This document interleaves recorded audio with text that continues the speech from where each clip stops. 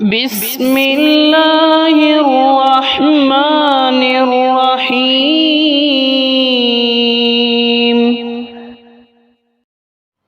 जी अस्सलामु अलैकुम वरहमतुल्लाहि वबरकातुहू। उम्मीद करता हूँ अल्लाह ताला की रहमत के साथ आप सब खैर वाफियत से होंगे। इससे जो पहले लेसन सेंड किया था, लेक्चर अपलोड किया था, वो था गुन्ने के बारे में। गुन्ना किसे कहते हैं और गुन्ने की इकसाम कौन कौन सी हैं। मैंने वीडियो के लास्ट में होमवर्क सेंड किया था और जिन लोगों ने कमेंट में होमवर्क का जवाब दिया है, मैंने कोशिश की है कि अक्सर लोगों को मैंने रिप्लाई किया है कि किसका होमवर्क ठीक है, कहाँ पे कौन सी मिस्टेक आ गई है और किसकी मिस्टेक नहीं है। अगर किसी का होमवर्क रह गया है तो आप देख लें, आपकी स्क्रीन पे है। जिस लफ्ज़ के सामने मैंने जी लिखा हुआ है ना, जेड लिखा हुआ है, इसका मतलब है वो गुन्नाए ज़मानी है। और अगर किसी लफ्ज़ के सामने ए लिखा हुआ है, इसका मतलब है वो गुन्नाए आनी है। पहला गुन्नाए ज़मानी था, दूसरा और तीसरा गुन्नाए आनी है और फोर्थ वाला गुन्नाए ज़मानी है।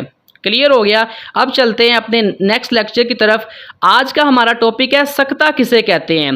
कुरान पाक जब हम पढ़ते हैं तो हम देखते हैं कि सकता लिखा आया है, सकता सेंटर में लिखा आ जाता है, तो क्वेश्चन ये पैदा होता है ये सकता किसे कहते हैं, इसका मकसद क्या है, इसको अदा कैसे करना है, क्या यहाँ पे वक़्फ़ करना है या रुकना है या साथ मिला के पढ़ना है, इसकी कितनी कोई अहमियत है, अगर सकता नहीं करेंगे गुनाह तो नहीं होगा। तो आज के लेक्चर में हमने यही सब कुछ देखना है। क्लियर हो गया। चलते हैं अपने लेसन की तरफ। सकता का लग़वी माना होता है रुक जाना, ठहर जाना या फिर खामोश हो जाना। ये हो गया इसका लुग़वी माना। क्लियर है। अब चलते हैं इसका इस्तिलाही माना क्या है। कलमे के आखिरी हरफ पर सांस को तोड़े बगैर वक़्फ़ करना सकता कहलाता है। दोबारा सुन लें कि कलमे के आखिरी हरफ पर सांस को तोड़े बगैर, सांस को नहीं तोड़ना आपने, लेकिन वक़्फ़ करना है एक लम्हे के लिए, उसको हम सकता का नाम देते हैं। दोबारा सुने कि वक़्फ़ तो आपने करना है लेकिन आपने सांस नहीं तोड़ना, सांस वही कंटिन्यू होनी चाहिए जो पीछे से आ रही है। फॉर एग्ज़ाम्पल यहाँ मैं मिसाल आपको देता हूँ। आपकी स्क्रीन पे एक आयत है, इसके सेंटर में ना एक सकता लिखा हुआ है, ठीक है। तो जिस कलमे के बाद, जिस लफ्ज़ के बाद सकता लिखा होता है ना, उस लफ्ज़ के ऊपर रुकते हैं। जैसे यहाँ पे सकता लिखा है मिम्मर कादीना के बाद, तो कादीना पढ़ के हमने रुकना है एक लम्हे के लिए, फिर हमने हाजा पढ़ना है, ठीक है। मैं इसको पढ़ूंगा मिम्मर कादीना हाजा, ठीक है। तो कादीना के बाद सकता है ना, तो कादीना कह के मैंने एक लम्हे के लिए मैंने रुकना है, सांस नहीं तोड़ना, नया सांस शुरू नहीं करना, सांस लेना नहीं है, जो पीछे से सांस आ रहा है उसी को कंटिन्यू करना है। मिम्मर कादीना हाज़ा मा वअदर रहमान, ठीक है। मिम्मर कादीना के बाद मैं रुका हूँ, अपनी आवाज़ को मैंने खामोश कर लिया है। तो आवाज़ को खामोश कर लेना, रुक जाना, ठहर जाना, लेकिन सांस नहीं तोड़ना, ऐसे वक़्फ़ को हम सकता कहते हैं। एक और मिसाल आपको मैं दूंगा, फिर आपको और अच्छे से समझ आ जाएगी। यहाँ पे देखिए आपकी स्क्रीन पे अब कल्ला बल, बल के बाद सकता है, ठीक है। तो बल के ऊपर आपने रुकना है, लेकिन सांस नहीं आपने तोड़ना। सांस जो सांस मैंने कल्ला से स्टार्ट की है ना, तो वही सांस आपकी कंटिन्यू रहनी चाहिए, नया सांस नहीं लेना और जो पिछला सांस है उसको तोड़ना भी नहीं है। एक लम्हे के लिए मैंने बल कह के खामोश होना है, फिर रौना पढ़ना है। जैसे कि कल्ला बल रौना अला कुलूबिहिम। दोबारा देखें, कल्ला बल रौना, कल्ला बल रौना, बल कह के आवाज़ को खामोश कर लिया, उसके बाद रौना पड़ा एक लम्हे के लिए, ठीक है। एक सेकंड के लिए मैंने आवाज़ को खामोश किया है। कल्ला बल रौना अला कुलूबिहिम, इसको हम कहते हैं सकता करना। तो बात समझ में ये आती है हमें कि आपने जिस लफ्ज़ के बाद सकता लिखा होगा ना, उस लफ्ज़ को पढ़ के एक लम्हे के लिए आपने अपने वॉल्यूम को ज़ीरो कर लेना है, आवाज़ को खामोश कर लेना है, लेकिन सांस नहीं तोड़ना आपने। ठीक है, सांस नहीं तोड़ना, वॉल्यूम को खामोश करके फिर सकते के बाद जो लफ्ज़ लिखा होगा फिर आपने उसको पढ़ के आगे कंटिन्यू अपनी तिलावत को करना है। इसको हम कहते हैं सकता करना। ठीक है, अब चलते हैं कि सकते की इकसाम कितनी है। सकते की दो इकसाम होती हैं। ठीक है, सकता है वाजिब और सकता है जायज़। सकता है वाजिब वो होता है कि आपको वहाँ पे सकता लाजमी करना पड़ेगा।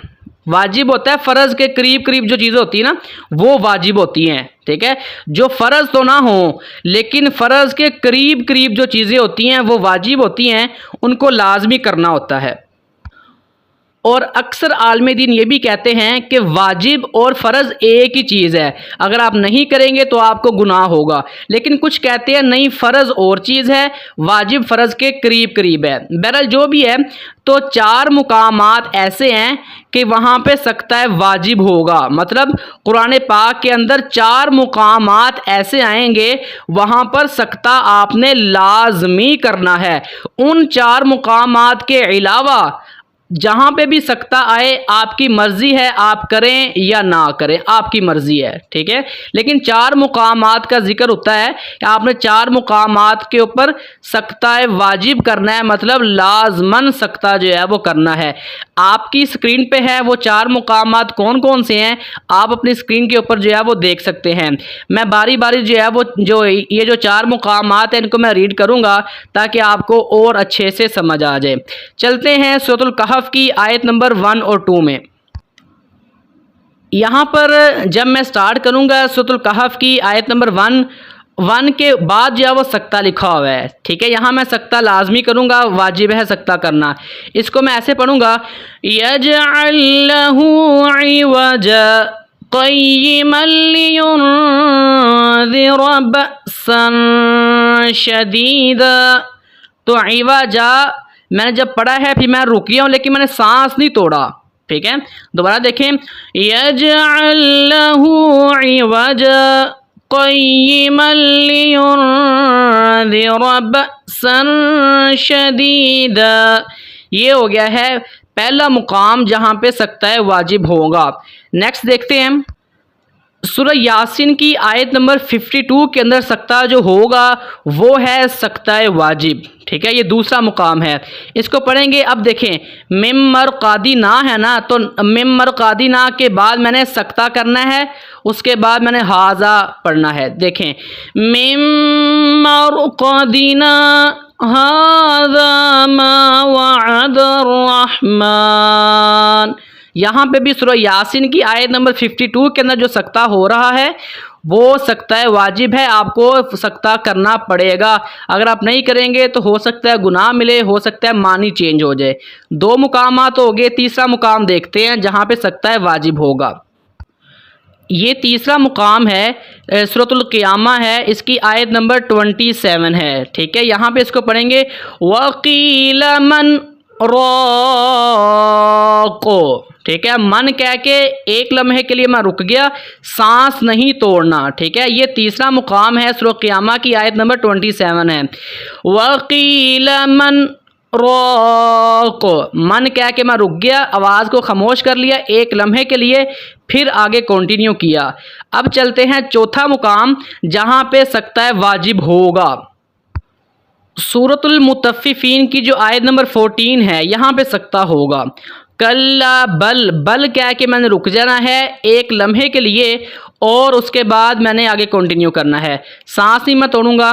कल्ला बल राना अला कुलूबिहिम, कल्ला बल राना, बल राना। ठीक है, तो जिसके बाद सकता होता है ना, जिस लफ्ज़ के बाद होता है, यहाँ पे बल के बाद सकता ना, बल कह के एक लम्हे के लिए अपनी आवाज़ को खामोश कर लेना होता है। ये चार मुकामात क्लियर हो चुके हैं हमारे। ये जिन चार मुकामात का मैंने ज़िक्र किया है, मैंने आपको अलग अलग सूरतों के नाम और आयत के नाम भी मैंने आपको बताए हैं, आयत नंबर मैंने बताई है और सूरतों के नाम मैंने बताए हैं। ये जो चार मुकामात हैं यहाँ पे सकता है वाजिब होगा, यानी कि आपको लाजमन करना पड़ेगा सकता। ठीक है, इसके अलावा जो बाकी जितने भी मुकामात हैं ना, वहाँ पर आपके पास ऑप्शन है, आप सकता करें या ना करें, गुनाह वाला काम नहीं होगा, मानी चेंज नहीं होगा। ठीक है, इस तरह जैसे मैं आपको एक और मिसाल देता हूँ, वहाँ पे भी सकता हो रहा है लेकिन ये वाजिब नहीं है। सूरह यूसुफ के अंदर देखिए, यूसुफ अअरिद अन हाज़ा वस्तग़फ़िरी लिज़ंबिक। अब यहाँ पे भी हादा के बाद सकता हो रहा है, लेकिन ये सकता है वाजिब के अंदर नहीं आ रहा। ठीक है, जिन 4 मुकामात का मैंने जिक्र किया है वो है सकता है वाजिब। पहली किस्म होगी सकता की, सकता है वाजिब। उसके बाद सकता की जो दूसरी टाइप है, जो सकता की इकसाम में से जो दूसरी किस्म है वो है सकता है जायज़। उसकी डेफिनेशन इस तरह से होगी कि जो 4 मुकामात वाजिब वाले हैं ना, जिनका मैंने जिक्र कर दिया है, इनके अलावा जहाँ जहाँ भी सकता होगा वो सकता है जायज़ कहलाता है।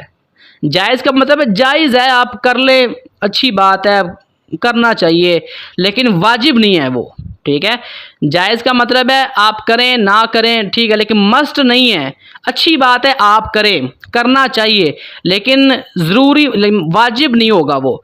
ठीक है, तो जिन 4 मुकामात का मैंने जिक्र किया है उनके अलावा जहाँ पे भी सकता होगा वो सकता है जायज़ कहलाता है।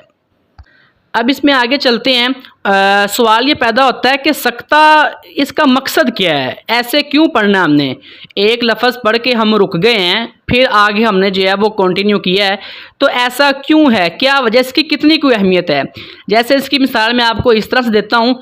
अगर उर्दू के अंदर मैं आपको कहता हूँ कि रोको मत जाने दो, ठीक है, रोको मत जाने दो, मतलब मैं कह रहा हूं कि उसको मत रोको, जाने दो। अब मैंने मत के ऊपर मैंने सकता किया है, वक़्फ़ मैंने किया है, रोको मत जाने दो, इसका मतलब मैं कह रहा हूं उसको जाने दो। लेकिन अगर मैं वक़्फ़ कहीं और करूंगा तो अल्फाज तो यही रहेंगे, ठीक है, लेकिन मानी जो है वो चेंज हो जाएगा। फॉर एग्जाम्पल, रोको मत जाने दो, ठीक है, अब अल्फाज तो वही हैं, जुमला सेम है, वक़्फ़ के ऊपर डिपेंड करता है कि मैं वक़्फ़ कहाँ पे कर रहा हूँ, इसकी बड़ी अहमियत होती है। ठीक है, अगर मैं कहता हूँ रोको मत जाने दो, तो रोको के ऊपर मैंने वक़्फ़ किया है, तो मतलब मैं कह रहा हूँ कि उसको ना जाने दो। अगर यही वक़्फ़ मैं थोड़ा सा आगे ले जाऊँ, रोको मत जाने दो, तो मानी बिल्कुल चेंज हो जाता है। इसी तरह इंग्लिश के अंदर भी हम पढ़ते थे कि जहाँ पे कोमा लगा होता है ना, जैसे कोमा लगा होता है, इसका मतलब है पीछे बात चल रही है लेकिन आगे जो है वो कोई और बात है, या फिर ऐसे मुकामात कि यहाँ पे वक़्फ़ अगर नहीं करेंगे एक लम्हे के लिए तो मानी चेंज हो सकता है। इसलिए सकता जो है वो लाजमन कोशिश करनी चाहिए, लाजमी आप करें। जहाँ पर सकता है जायज़ है वहाँ पर भी लाजमी करें, अच्छी बात है। जहाँ पे सकता है वाजिब है वहाँ पर फिर तो आपने करना ही करना है। आपका होमवर्क ये है कि जिन 4 मुकामात का मैंने जिक्र किया है, आप जब भी आपको टाइम मिले आप अपने तौर पे जो है वहाँ पे सकता है वाजिब करें और फिर मुझे जो है वो SMS करें, नीचे वीडियो के नीचे आप SMS करें कि हमने जो है इसकी प्रैक्टिस कर ली है, हमें आ चुका है, यानी कि क्लियर हो चुका है, एग्री हैं, सेटिस्फाइड हैं। इंशाल्लाह मिलते हैं नेक्स्ट वीडियो में। अल्लाह ताला हम सब का हामी और नासिर हो। अस्सलामु अलैकुम व रहमतुल्लाहि व बरकातुहू।